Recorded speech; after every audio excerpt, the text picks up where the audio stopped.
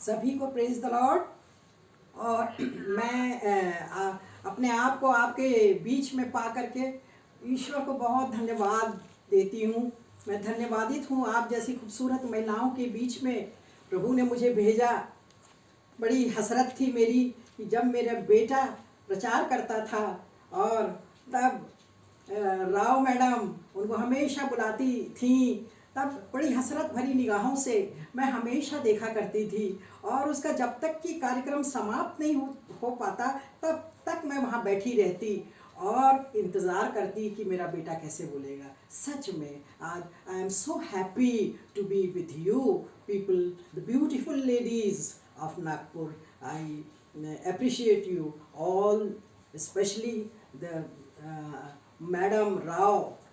जो सबसे पहले तो मैं ये एक प्यारी सी छोटी सी घटना बताऊंगी। देखिए, सबसे पहले क्या था कि अब तो हम कोविड-19 और उसमें फंसे हुए हैं। अभी भी कोई हम क्लियर नहीं हुआ है कि हम पूरी रीति से बिल्कुल ये हो जाए, फ्री हो जाए कि नहीं। अब तो बीमारी चली गई, अब तो कोई प्रॉब्लम नहीं है। समस्याएं तो भूतकाल में भी रहीं, वर्तमान काल में भी समस्याओं का ढेर है और भविष्य काल में भी रहेगा। बाइबल एक इतिहास है। वो बाइबल बताती है कि किस प्रकार हमारे इब्री लोग किस प्रकार दुख पाए, समस्याओं से घिरे, और फिर परमेश्वर ने उनको गड्ढे से हाथ बढ़ा करके उनको उठा लिया और ऊंचा किया, क्योंकि वो उनकी प्रजा थे प्रियो। वो उनके लोग थे, वो उनके चुने हुए लोग थे जिनको इब्रानियों को उन्होंने आगे बढ़ाया। उसी प्रकार हम तो सब अन्य जाति के हैं, हमको तो बाद में साटा गया है, हमको दाखलता से साटा गया है प्रियो। और मैं तो यही बताना चाहूँगी, एक घटना के बाद मैं साटने के बारे में बहुत प्यारे तरीके से आपको मैं बताना चाहूँगी। ये घटना ये है, एक कहानी के रूप में ही है समझ लीजिए, पर वास्तविक घटना है ये कि एक व्यक्ति, एक सज्जन पुरुष उस समस्याओं से हमेशा घिरा रहता था, हमेशा घिरा रहता था, परेशान रहता था कि मैं क्या करूं, इधर जाऊं उधर जाऊं, सबसे पूछता था। एक परेशानी आती तो दूसरी फिर निकल आती, एक समस्या का निदान होता फिर नई समस्या का उद्भव हो जाता। वो बड़ा परेशान कि मैं कहाँ क्या करूं, कोई मेरी मदद करने को तैयार नहीं है। तब वो सोचता कि चलो महात्मा जी के पास तो मैं जब जाऊंगा और वो ज़रूर है कि हमको मदद करेंगे। और वो जाते हैं और महात्मा जी मैं इतनी परेशानियों से भरा हुआ हूँ, कोई मेरी मदद नहीं करता, मैं निराश हूँ और मैं बहुत ही ज़्यादा दुखी हूँ, तो आप मेरी मदद कीजिए, समस्याओं से मैं घिरा हुआ हूँ। तो महात्मा जी कहते हैं कि ठीक है, आज तो नहीं पर कल आप आइए। और वो खुशी खुशी अपने घर वो सज्जन पुरुष निकल पड़ते हैं। और जब दूसरा दिन आता, रात भर उन्हें नींद नहीं आती और कहते कल कब आएगा, कब मेरे समस्या का समाधान होगा।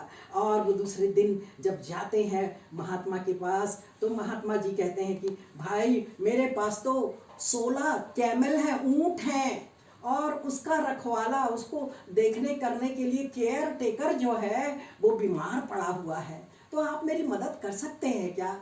और वो सज्जन तो बड़े पहले से ही रात भर नहीं सोया था खुशी के कारण कि मुझे मेरी समस्या का निराकरण मिलने जा रहा है। तो कहते हैं हाँ हाँ बिल्कुल मैं मदद करूँगा। तो महात्मा जी बोलते हैं कि ठीक है, या आज की रात आप देख लीजिए मेरे ये 16 कैमल्स को, वो देखिए कि जब लोग सो जाएंगे वो जानवर, तब आप अब खुद भी सो जाना। और तब वो सोचता हाँ इसमें कौन सी बड़ी बात है, कौन सी बड़ी बात है, बाद में मैं भी सो जाऊंगा जब जब सब ऊँट लोग जो है सोएंगे तो। और जो चला जाता अस्तबल में प्रियो, और अस्तबल में जा कर के वो अपनी जगह ढूंढ लेता कि कहाँ मेरी रात्रि बीतेगी। और जब वो जाता है और फिर थोड़ी देर होती है तो एक ऊँट सो जाता है, वो खुश होता है, हाँ अब तो मौका मिल गया कि सब सो जाएंगे, फिर मैं भी सो जाऊंगा, फिर मेरे को अपनी समस्याओं का हल मिल जाएगा। और दूसरा ऊँट सोता, तीसरा, फिर तीसरा ऊँट सोने नहीं पाता, फिर से पहला ऊँट उठ जाता फिर चौथा ऊँट सोता, पांचवा ऊँट सोता, सातवां, इस प्रकार ऊँट सोते और कुछ फिर उठ जाते, सोते, कई लोग उठ जाते। यानी वो रात भर सो नहीं सका प्रियो, रात भर कोई ना कोई ऊँट जगा रहता और परेशान, कहीं वो भाग ना जाए अस्तबल से। इस कारण वो, क्योंकि वो बड़ा सिंसियर व्यक्ति था, क्योंकि उसको रखवाली करनी थी, वो सिंसियरिटी से भरा हुआ था। तब वो सुबह सुबह, वो जैसे वो सुबह होती है, वो परेशान होकर के वो दौड़ा जाता है और महात्मा जी के पास। महात्मा जी हंसते हुए कहते हैं, क्यों, कैसी रही तुम्हारी रात, कैसे बिताया तुमने?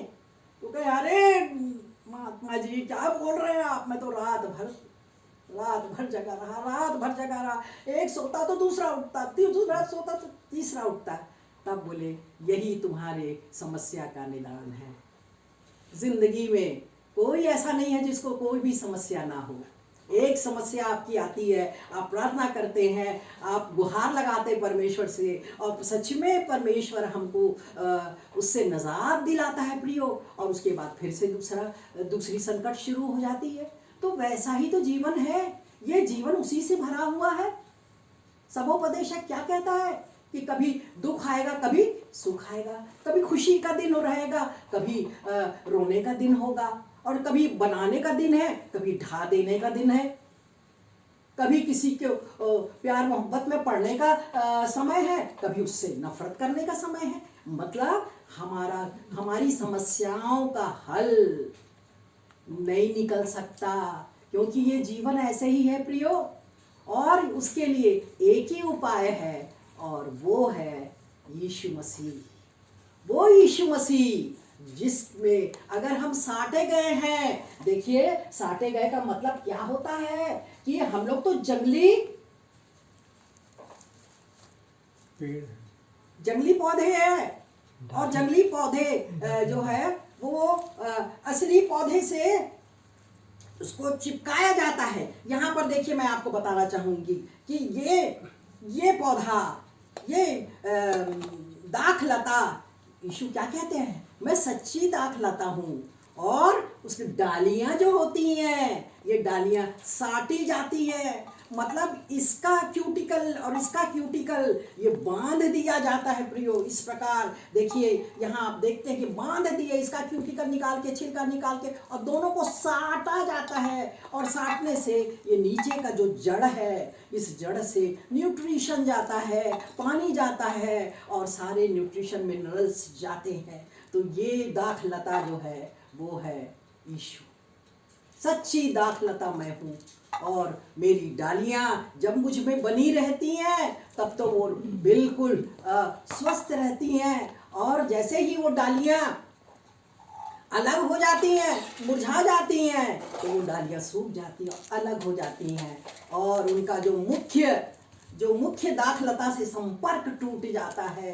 वो न्यूट्रिशन नहीं ले पाती, वो पानी नहीं ले पाती। वो बाइबल के वचन है ये सब कुछ प्रियो। जब हम वचन को पढ़ते हैं, वचन का मनन करते हैं, उसका ख्याल करते हैं कि आज प्रभु हमसे क्या बोलना चाहता है, और इस समस्या में प्रभु हमारी किस प्रकार मदद कर सकते हैं, तो सच्ची दाखलता मैं हूँ। और हम अन्य जाति के लोग हैं, और हम ये साटे गए हैं, ये जंगली क्या है, पौधे हैं जो सच्ची दाखलता से जुड़े हुए हैं प्रियो।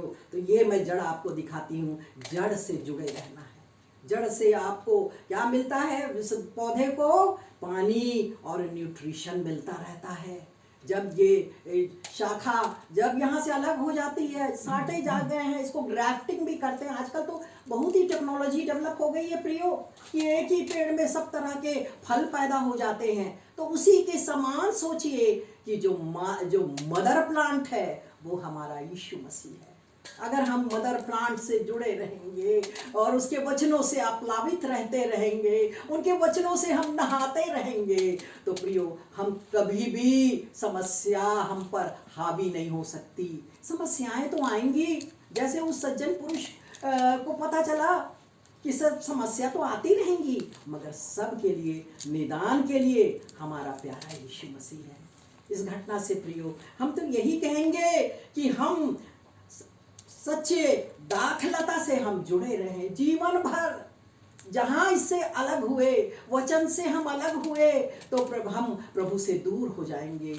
वचन हमें वो पालता है, न्यूट्रिशियस देता है, दूध है, वचन का दूध हमें दिया जाना जरूरी है। और जब हम और ज़्यादा प्रभु में बढ़ जाते तो हम वचन का मांस दिया जाता है। जब चर्च में हम प्रचार करने जाते, जो नए नए लोग हैं तो वचन का दूध उन्हें पिलाते, पर जो पुराने विश्वासी लोग रहते हैं उनको मजबूती के लिए जरूरी है कि उनको शिकायतनामा वचन का दिया जाए। क्या क्या कमियां हैं आपके जीवन में और क्या क्या शैतान आपको कोशिश करता है गिराने की, तो उसमें किस प्रकार आपको स्टैंड करना है, स्थिर रहना है और डरना नहीं है।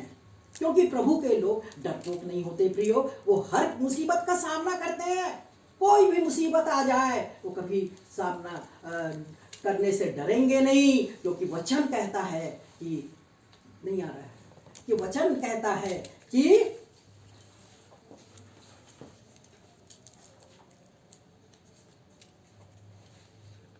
मोनो